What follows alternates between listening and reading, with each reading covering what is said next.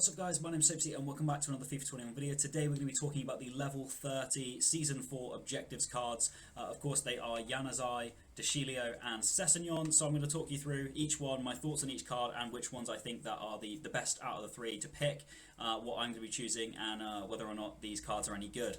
So jumping straight into Januzaj up first. He is of course medium low, which for me is the worst part about this card. He is 4-star, 4-star, 6'1" as a winger. All of those things are great, but the medium low work rates, I don't really know whether or not he's going to be that good.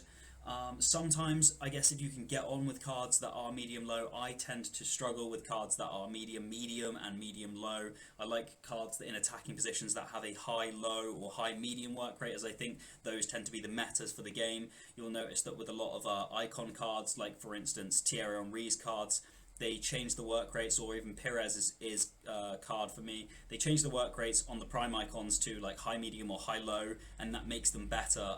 So generally, I think medium low is something to stay away from, and that's why I think this Januzaj card falls down a little bit. But if you run La Liga, you know it might be one that you want to take as an option anyway. He has got great pace. His shooting is better than 85 because the penalties really do bring it down at 68, so it's more like 87 shooting. His passing is phenomenal. He's got great curve, great crossing, great vision in there. In terms of his dribbling, the only thing that's a little bit lacking is his reactions and composure at 84 and 84, but even then, those aren't low for a right winger as standard. And then when you go onto his physicals, he has got 51 aggression and 74 strength, so those could be a little bit of a problem, but that's again, you'd expect maybe a bit more on a 6'1" player, but he's going to struggle a little bit strength-wise out there, but it's good to see that he's got 90 stamina. Overall, though, I think, in my opinion, this Januzaj of the three cards is the worst of the three cards. So let's jump into the other two. So next up is Mateo De Sillio. Looking at his card, he's medium as a right back, but 4-star, 4-star, which is very enticing because not a lot of the right backs in this game have 4-star weak foot or 4-star skill moves. So if you are a skiller, if you're someone that values skills, then this card could be the one for you out of these three. The medium work rates, again, something that's a little bit of an off-putting thing. A lot of fullbacks in this game have a high medium work rate, so medium might not be the worst. It could be in fact somewhat beneficial if he stays back a little bit more than just bombing down the wing. So medium I think you could definitely get to work, and it's not the worst to have but not fantastic, you know. High would be the optimum, I think, in my opinion, for a fullback. But jumping into his stats, his pace is crazy, 90 acceleration, 93 sprint speed, so I mean technically that's 91.5, but they've rounded up to 92. His shooting, however, is non-existent, and I mean, I guess you're not really going to be shooting that often with a right back depending on what formation you play. I think that this right back card is generally brilliant. Obviously the shooting is the thing that brings it down. His passing is fantastic. Again, the free kick accuracy is bringing that down. Most of those stats are in the 90s, and then you've got some low 80 stats. Then onto the dribbling, his agility and balance are both great and nice and high towards the 90s. He's got little low on reactions and the composure, but again, that's not really going to affect the right back too much. His defending, you've got 88 stand, 88 slide, 89 defensive awareness, and 86 interceptions. Heading actually a little bit low, that's not really going to be too much of an issue on this card. And then when you look at his physicals, 90 jumping, 90 stamina, 80 strength, 87 aggression, those are all brilliant as well. So generally this right back card I think is fantastic. The 4-star, 4-star, great pace, great dribbling, great passing, great defending, great physicals. I think it's a very good option out of these three.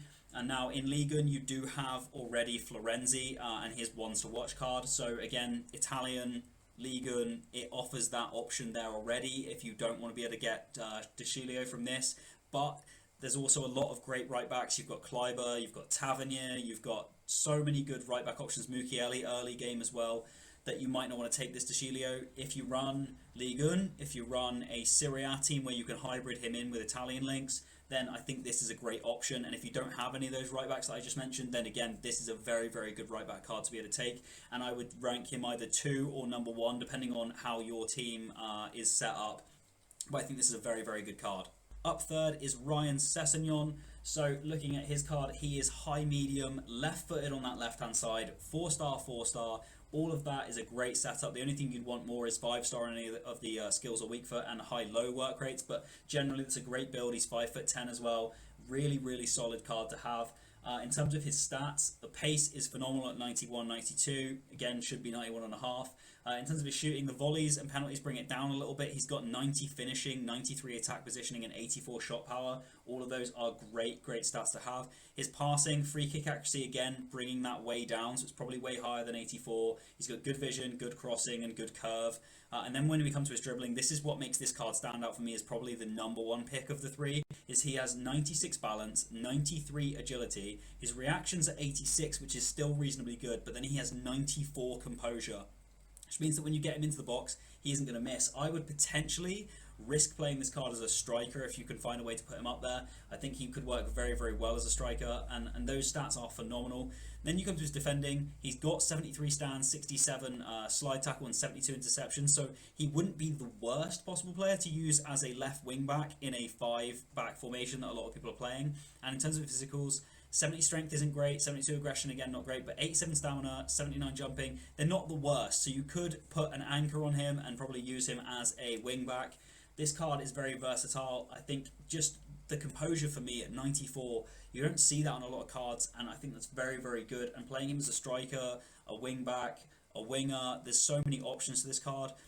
And when you look at the Bundesliga, you know, there is quite a few good left mids as well, but I just think this offers an option, and it opens up the links to other English players and hybriding the Bundesliga with English players, as well as Sancho. You know, there's another option there as well. So you can link this card to the likes of Rooney, to that Armstrong card, to the new in-form Luke Shaw. If you've got icons, you can build it in. So the English factor is a definite good option to have on this card, and Sessegnon would probably be my number one pick for me personally, and probably overall, other than De Sillio. They're very close run, and I think both cards are very good. It just depends on what setup you have and what you have in mind for using those players and what cards you already have in your club, but both those cards are very good, and overall my opinion would be stay away from Januzaj. If you like the video, guys, please leave a like. If you want to subscribe to me, you can. Make sure to check me out on the socials below. My name's Sopsy, and I'll see you guys later.